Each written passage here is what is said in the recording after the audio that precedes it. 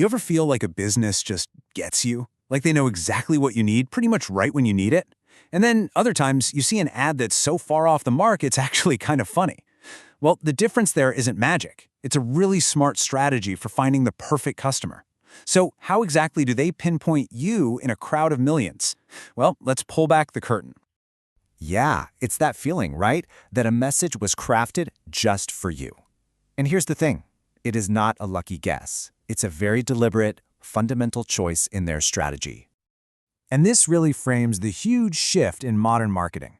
The old way was like shouting into a megaphone in a packed stadium, just blasting one single message and hoping anyone is listening. The new way is totally different. It's about finding the right person in that crowd and, actually starting a real conversation. This quote, it just gets to the heart of the problem. Because when you try to be everything to everyone, you end up being nothing special to anyone. Success today isn't about casting a wider net. It's about throwing a much, much more accurate spear. Okay, so how did we get here? How did marketing make this big journey inward? Well, it all started with a massive shift away from that old one-size-fits-all idea to something way more personal. So think back, right? In the past, it was all mass marketing. The classic example you've probably heard is the first Model T Ford. You could have any color you wanted as long as it was black. One product for everybody. But today's world is just overflowing with choices. So smart companies, they use micromarketing, which is all about zooming way in on smaller, more defined groups of people. And this zooming in, you can think of it like adjusting a microscope. It happens across 4 levels of focus. We start out kind of broad with segments. Then we dial in a bit to find niches. We get even more focused with local areas, and finally we can get all the way down to targeting individuals.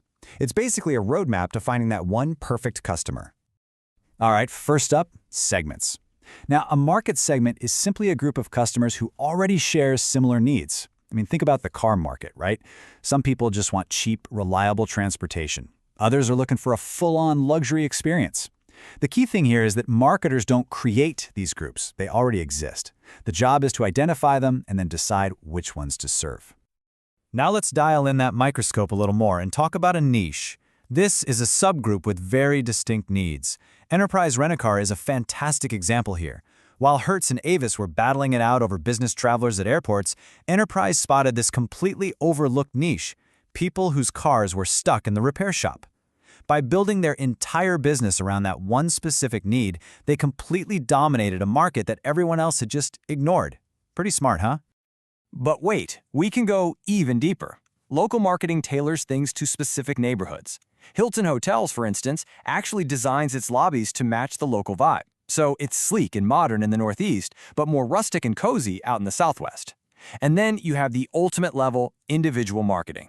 This is where technology allows for something called customerization. That's when you, the customer, get to design your own product, like customizing your sneakers online. That is one-to-one marketing. Okay, so we get it. We need to divide the market. But the big question is, how? How do businesses actually slice up that pie? Well, let's open up the toolkit and look at the 4 main lenses they use.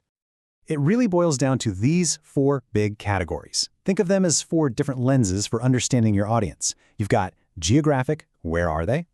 Demographic, who are they? Psychographic, what do they believe? And behavioral, how do they act? Geographic is the simplest one to wrap your head around. It's all about location. A great example of this is how Bed Bath & Beyond lets local managers choose a lot of their own merchandise.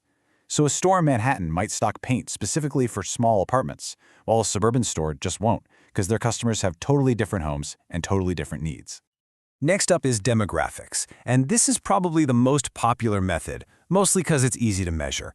Our needs often change with our age, right? That's why a brand like Pampers has different diapers for newborns, then toddlers, then preschoolers.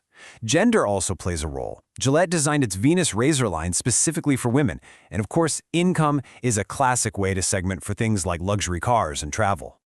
But here's the thing. Who you are demographically doesn't tell the whole story, not even close. Psychographics dive deeper into why you buy. This is all about lifestyle, personality, and values. You could have 2 people with the exact same age and income, but if one is a homebody who values security and the other is an adventurer who values new experiences, well, they're going to buy very different things. And finally, we get to what many people believe is the best starting point of all: behavioral segmentation. This is all about how you actually interact with a product. Do you only buy it on certain occasions, like orange juice for breakfast? What benefits are you looking for?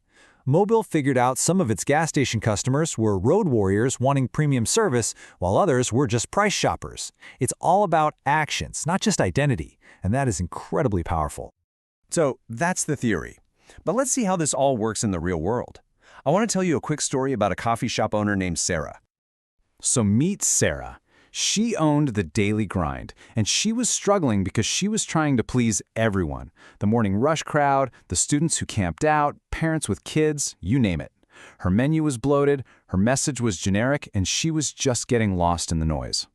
So Sarah took a step back. She really looked at her customers, and she noticed this small but super loyal group, remote workers and students who would stay for hours. And she had an idea, an aha moment. Instead of fighting the big chains for the 5-minute morning rush, what if she went all in on serving them? She chose her niche. And what's amazing is that as soon as she knew who she was talking to, the solutions became totally obvious. She knew this niche needed a comfortable space to work. So she added more power outlets, she upgraded the Wi-Fi, and she created these cozy little nooks perfect for focusing. And everything she did from then on was targeted. The physical space, a new loyalty program for regulars, even her marketing. She started reaching out to local college forums online. Every single decision was made with her one perfect customer in mind. And the result? The daily grind became the place to work from in town. Her sales didn't just stabilize, they grew. She stopped trying to be just another coffee shop and became the perfect coffee shop for her chosen customers. Sarah's story is awesome because it proves this process works, whether you're a global brand or a local coffee shop. So let's bring this back around. What does this all mean for you? If you remember anything from this, let it be these two things. First, you just can't be everything to everyone. So stop trying. Find your tribe. And second, use those 4 lenses, geographic, demographic, psychographic, and behavioral, to truly go deep and understand who your people are and what they really need. So I'll leave you with this one thought. Whatever you're working on, a business, a project, even just an idea, stop thinking about the masses. Instead, ask yourself this one simple question. Who is the one person I truly need to reach? Find that person, and you've found your path.